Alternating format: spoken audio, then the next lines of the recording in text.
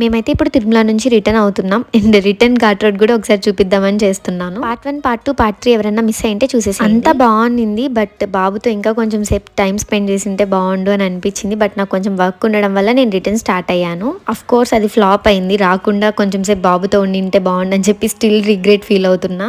And daddy నాకు అప్పుడే చెప్పారు, ఫస్ట్లో ఎప్పుడో ఒక 30 years బ్యాక్ అట్లా అనుకుంటా వెళ్ళడానికి దిగడానికి సేమ్ ఘాట్ రోడ్ అంట.